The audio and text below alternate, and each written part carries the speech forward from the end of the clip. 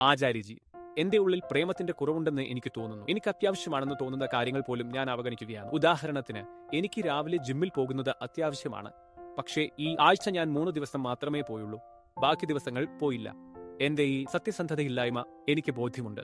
ഞാൻ ചെയ്യുന്നത് തെറ്റാണെന്ന് എനിക്ക് തോന്നുന്നുണ്ട്. എന്നിട്ടും എനിക്കത് ചെയ്യാൻ കഴിയുന്നില്ല. നിങ്ങൾ ജിമ്മിൽ പോകാതിരിക്കുമ്പോൾ നിങ്ങൾക്ക് വിഷമം തോന്നാറില്ലേ? ആ വിഷമമാണ് പ്രേമം. അവിടെ പ്രേമത്തിന്റെ കുറവില്ല, പ്രേമമുണ്ട്. പക്ഷേ ആ പ്രേമത്തിന് നിങ്ങൾ ശക്തി പകരേണ്ടതുണ്ട്. അഹങ്കാരത്തിന് എപ്പോഴും മുക്തിയോടും സത്യത്തോടും വെളിച്ചത്തോടുമൊക്കെ പ്രേമമുണ്ടാകും. നിങ്ങൾ അതിനെ എന്ത് പേര് വിളിച്ചാലും ശരി, സ്നേഹം അവിടെയുണ്ട്. പക്ഷേ ആ സ്നേഹത്തിന് അനുകൂലമായി നിങ്ങൾ തീരുമാനമെടുക്കണം. ഇല്ലെങ്കിൽ സ്നേഹം ഒരു വശത്തും പ്രവർത്തികൾ മറ്റൊരു വശത്തുമായിരിക്കും. ജീവിതം മറ്റൊരു ദിശയിലായിരിക്കും നീങ്ങുക. സ്നേഹം ഒരു വശത്തേക്കായിരിക്കും, പക്ഷേ ജീവിതം നേരെ വിപരീത ദിശയിലായിരിക്കും സഞ്ചരിക്കുന്നത്. അതുകൊണ്ട് സ്നേഹം എന്നത് തനിയെ സംഭവിക്കുന്ന ഒന്നല്ല.